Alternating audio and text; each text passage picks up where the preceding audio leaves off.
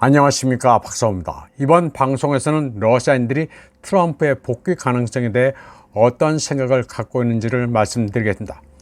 결론부터 말씀드리자면 러시아는 별 기대를 하지 않습니다. 2016년에 막연한 기대를 갖고 있었지만 별게 없었기 때문입니다. 루아 노보시에 실린 키릴 스트렐리코프라는 칼럼니스트의 기고문이 이를 잘 설명해 주고 있습니다. 2016년 도널드 트럼프의 대통령 당선에 일부 러시아 기득권층은 환호를 보냈습니다. 이제 미국과의 관계가 좋아졌으니 꽃다발과 사탕을 보내 축하하고 자식들은 예일대에 보내 편안하게 공부를 시켜도 될 줄로만 알았습니다. 하지만 트럼프의 4년은 별게 없이 흘러갔고 지금 미 대선판에는 젯 제멘치 치매 할아버지가 등장해 트럼프가 백악관에 복귀할 가능성이 매우 높다고 스트렐리코프는 말했습니다. 그리고 일부 러시아인들은 트럼프에 다시 환호하는 모습을 보이는데 너무 낙관적으로 봐서는 안 된다고 스트렐리코프는 말했습니다. 트럼프는 푸틴을 존경하며 똑똑한 리더라고 칭찬하면서 항상 푸틴과 잘 지내왔다고 말했습니다. 또 러시아, 우크라이나인들이 계속 죽어가고 있으니 분쟁을 24시간 내에 끝내겠다고 했습니다. 러시아의 팬인 트럼프는 더 나아가 나토에서 미군을 철수하고 유럽 군대에 대한 지원을 중단할 것처럼 말했는데 이를 마냥 낙관적으로 보면 안 된다고 키릴 스트렐리코프는 말했습니다. 그는 또 트럼프에 대한 유럽인들의 히스테리도 언급했습니다.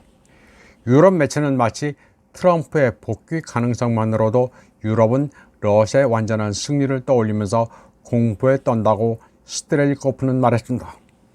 그는 그러나 세르게이 라브로프 러시아 외교부장과 드미트리 페스코프 크렘린 대변인의 반응에 주목해야 한다고 말했습니다.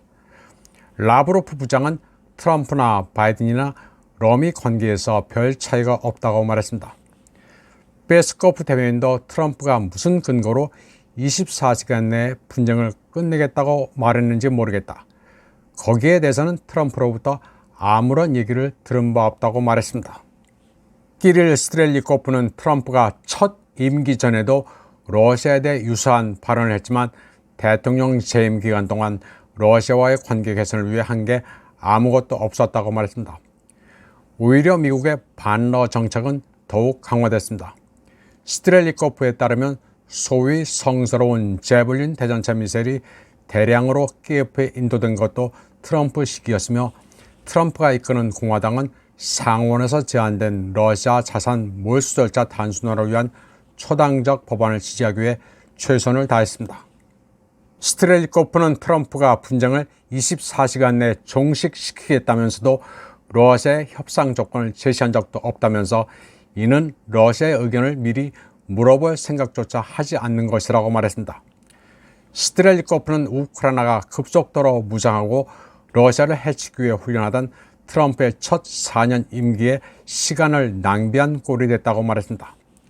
그는 또 트럼프가 중국에 대해 부정적인 시선을 갖고 있는 만큼 러시아와 거래하면서 중국의 뒤통수를 치라는 제안을 할 수도 있다고 확신했습니다. 스트렐리코프는 트럼프가 자신의 제안이 받아들여지지 않을 경우 1초 만에 러서 파일에서 러서 펍으로 변신할 수 있다면서 반러 측면에서 바이든을 능가할 수도 있다고 말했습니다.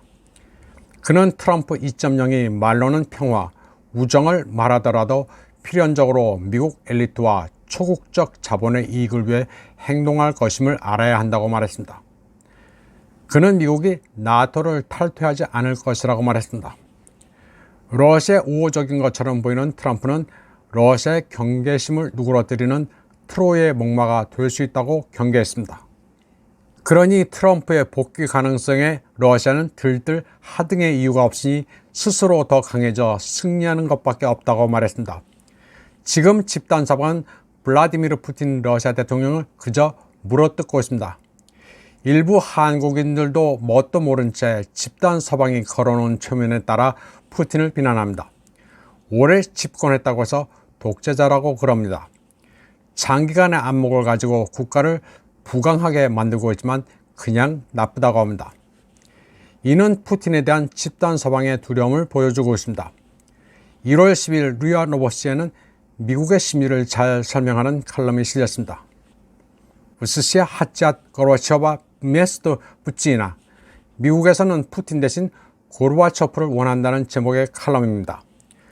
고르바초프 같은 물러터진 바보가 있어야 하는데 그와 정반대인 푸틴 때문에 미국이 환장을 한다는 겁니다.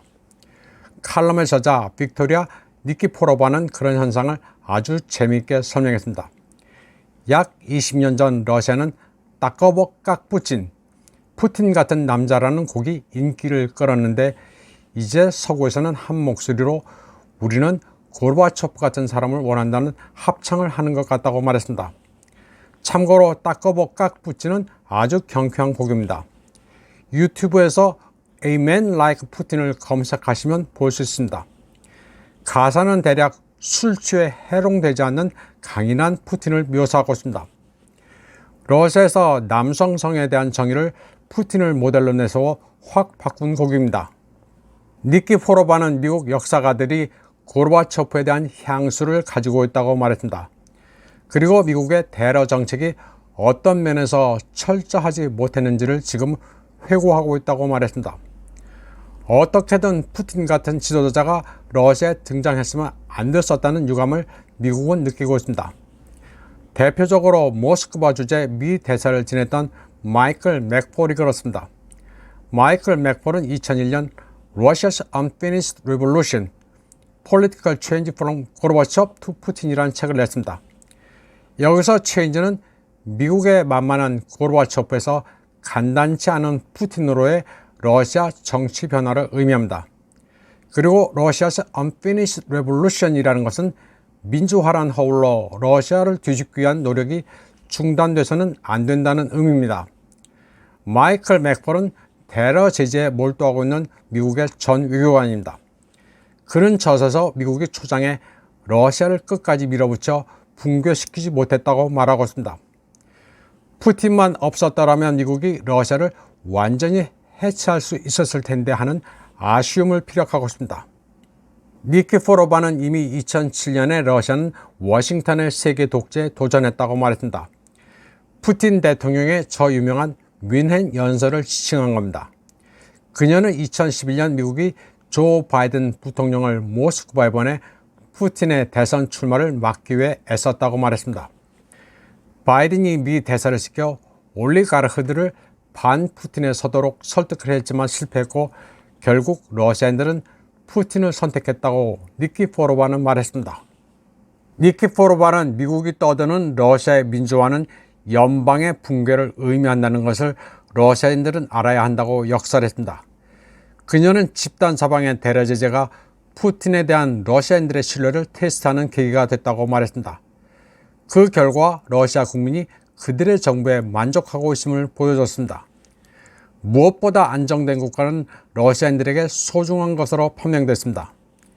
이제 러시아에서 고르바초프 같은 사람이 다시 등장할 수는 없다고 니키포로바는 말했습니다. 지금 미국은 러시아를 쪼개먹겠다는 생각을 할 때가 아닙니다. 당장 텍사스와 바이든 연방정부 간 불화로 미국이 절단나게 생겼습니다. 이런 가운데 러시아인들은 2013년 12월 영국 데일리메일 기사를 보고 아주 재미있어하고 있습니다. 맨스필드 대학의 앤드루 쉬어스 교수가 제기한 가설입니다. 앤드루 쉬어스 교수는 역사적으로 미국 내 분리주의 운동이 모두 성공했더라면 미국은 124개주로 쪼개졌을 것이라고 주장했습니다. 그리고 그 지도를 작성했습니다. 앤드루 쉬어스 교수는 미국 내 개별주의 연방 탈퇴 시도는 오늘날에도 계속된다고 했는데 그가 말한 게 어쩌면 지금 현실과도 들어맞느냐고 러시아인들은 놀라워하고 있습니다. 앤드루 쉬어스 교수가 작성한 지도는 아주 화려합니다. 캘리포니아와 텍사스는 각각 5개 주로 분할되며 뉴욕시와 롱아일랜드는 북부 뉴욕주와 별개로 독립된 주입니다. 플로리다도 3개 주가 됩니다. 앤드루 쉬어스 교수는 한 사건의 결과를 여기저기서 바꿔보고 다음에 일어날 일의 가능성을 탐구함으로써 끊임없이 역사를 상상해왔다고 말했습니다. 그는 미국 역사상 가장 잘 알려진 분리주의 운동으로 State of Franklin을 들었습니다. State of Franklin은 4년 반 동안 존재하다 1789년에 무너져 노스캐롤라이나에 편입됐습니다. 미국은 지금 내부로부터 걷잡을 수 없이 무너져 내리고 있습니다. 미국은 그래도 초강대국이니까 계속 패권을 유지할 것이다. 미국은 시스템으로 움직이는 나라다.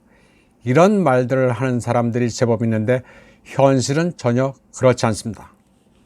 이번 방송은 여기까지 하겠습니다. 시청해주신 여러분 감사합니다.